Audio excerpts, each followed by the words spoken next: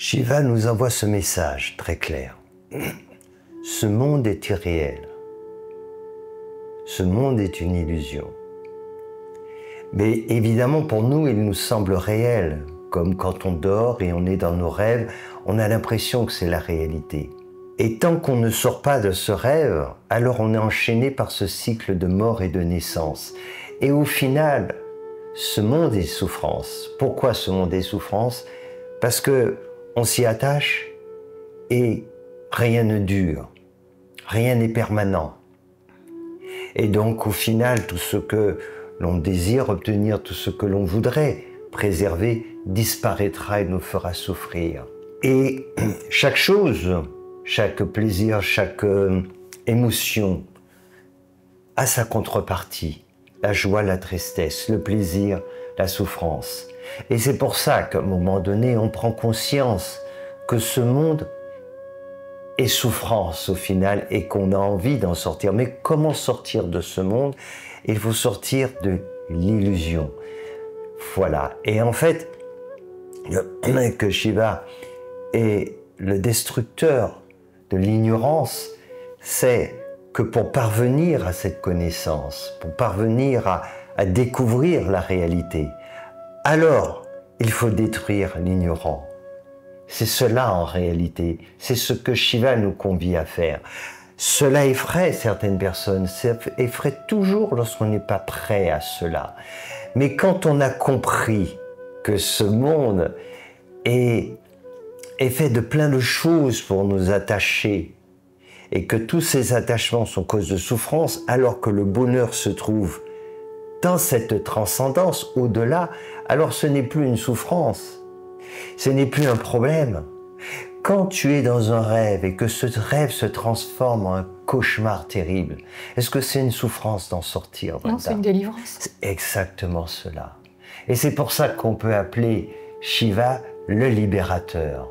Il est là pour nous libérer de l'illusion. Il est là pour nous libérer de la souffrance. Moksha, la libération, comme ça que ça se dit en hindi. Moksha, la grande libération. Et cette grande libération, c'est l'éveil de notre conscience. Et pour que cette conscience s'éveille, il faut accepter au départ de remettre en cause ce que nous croyons être la réalité. C'est ce que nous dit Shiva. Et beaucoup d'ascètes l'ont compris, pas que des ascètes d'ailleurs, qui font cette démarche pour remettre en cause ce monde.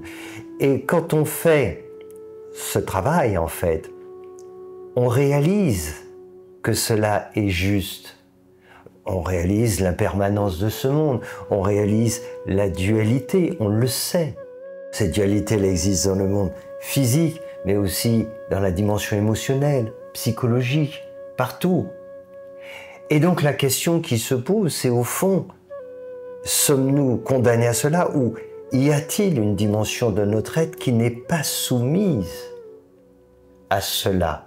Et c'est cette question que répond Shiva et d'autres. Oui, bien sûr, ta conscience n'est pas soumise à cela. Ta réalité suprême, et c'est pour ça qu'on l'appelle la réalité, c'est celle qui demeure. Et celle-ci n'est pas soumise à la mort. Mais pour que tu parviennes à en faire l'expérience, à l'éveiller, il faut accepter de sortir de ce rêve. Il faut accepter de se déconstruire et de découvrir que ce monde n'est pas réel. C'est cela. Alors, Shiva invite tous ceux qui sont intéressés pour faire cette expérience à faire des choses très concrètes. C'est d'ailleurs ce qu'on fait nous d'une certaine façon, de façon un peu plus soft, mais de façon aussi efficace à travers les enseignements qu'on transmet notamment tous les mercredis. Des choses très concrètes, des exercices, de la mise en pratique, en fait, de tous ces conseils qui peuvent nous aider à prendre conscience réellement de l'irréalité de ce monde. Et plus on en prend conscience, et plus ce qui est réel se manifeste. Il se trouve que Mahashivaratri, la grande nuit de Shiva. C'est aussi, cette date, ça commémore aussi, d'après la légende hindoue, le mariage de Shiva avec la déesse Parvati. Et en fait, le symbolisme, c'est l'union de notre soi individuel avec le soi universel. Mais déjà, c'est une première étape de réaliser que lorsque on arrive à la fin de notre vie, on quitte notre corps physique, mais on ne meurt pas. Mais pour autant, c'est l'âme qui n'est pas encore éveillée. Alors, de quelle manière le fait d'invoquer Shiva, comme de réciter les mantras, peut nous aider? Est-ce que Shiva est aussi une énergie cosmique, universelle, qui nous aide à détruire l'illusion, et notamment à travers ce qui nous arrive? Alors, c'est à la fois une énergie et aussi une direction. Alors, c'est vraiment la différence avec l'énergie christique. C'est deux choses différentes. L'énergie christique étant basée sur l'amour, sur la dévotion, qui nous amène et nous amener à vivre ce parfait éveil. Et l'aspect de Shiva, c'est la destruction de l'illusion, c'est cette déconstruction. Donc c'est une approche différente pour aboutir au même résultat, c'est sortir de ce rêve. Et donc c'est par une approche différente. Elle est très intéressante aussi parce que elle est basée sur des techniques, sur des exercices que l'on adapte et que l'on peut totalement adapter. D'ailleurs, c'est ce qu'on fait à travers les enseignements pour que les gens puissent arriver finalement à ce résultat. Et si on va jusqu'au bout, alors on peut parvenir à ce plein éveil, à cet éveil de notre conscience, c'est-à-dire à ce que notre conscience se manifeste de façon très claire dans ce corps. C'est ce qui m'est arrivé, c'est ce que je vis depuis, mais c'est ce qui m'est arrivé en 95 et ensuite qui s'est poursuivi en continuant différents cycles d'initiation. Et là, ça change tout. Parce qu'à ce moment-là, c'est notre réalité qui se révèle. Ce n'est plus le personnage qui est éclairé par cette lumière qui fait l'expérience de cela.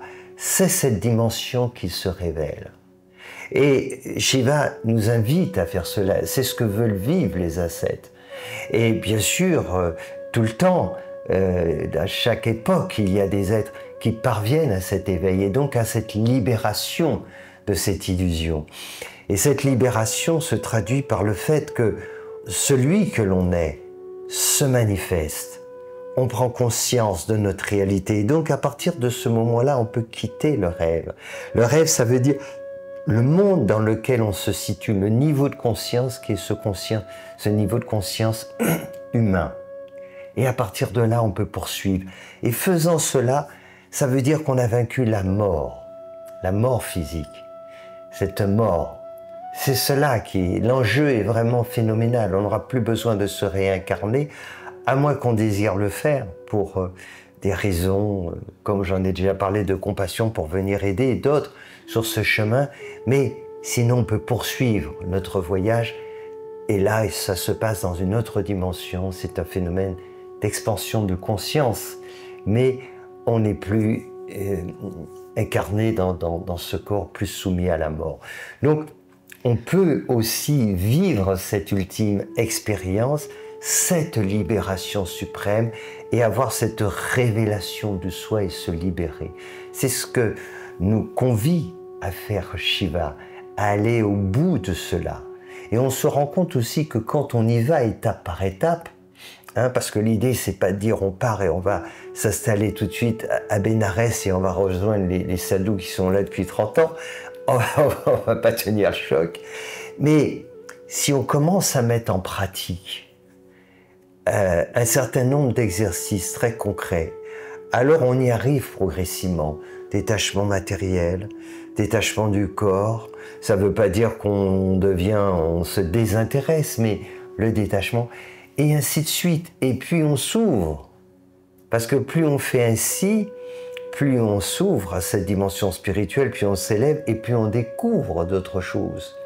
Et là, on va vers une autre dimension. Oui. Et j'aimerais pour les personnes qui ne connaissent pas spécialement Shiva, et puis l'idée c'est pas de se tourner vers l'hindouisme, c'est pas ça mais c'est de s'intéresser à cette symbolique et de garder à l'esprit que Shiva, mon point de vue, c'est le libérateur, celui qui nous aide à nous libérer de l'ignorance, de l'illusion dans laquelle nous nous trouvons, et de façon très pragmatique. Et quand nous abordons les choses de cette façon, point par point, on réalise qu'effectivement, tout cela est une illusion, et que nous sommes totalement dans l'ignorance. La plus grande de nos ignorances, la racine, c'est que nous ignorons qui nous sommes réellement. Nous ignorons notre véritable nature. De là vient tout le reste, viennent toutes ces erreurs. Et donc c'est pour ça que c'est si important de faire cette démarche, car en faisant cette démarche, alors on parvient à cette fameuse libération moksha, mais qui nous amène à un niveau de conscience supérieur, ce pourquoi nous sommes programmés, ce pourquoi nous sommes venus nous incarner. Notre but définitif n'est pas de rester au stade humain, c'est de passer au stade supérieur, celui que j'appelle le stade de la conscience, le 5e plan. Et pour cela, il faut parvenir d'abord à l'éveil de notre conscience et donc détruire ce qui est irréel, se libérer de tout le faux, de toutes nos inhibitions. Et pour ça, le dieu Shiva nous aide admirablement. Et j'aimerais dire, en ce jour si particulier, Om Namah Shivaya. Et nous allons méditer de façon particulière ces jours qui viennent et particulièrement cette nuit de Mahashivaratri sur la destruction de l'ignorance et sur l'éveil de nos consciences. Om Namah Shivaya.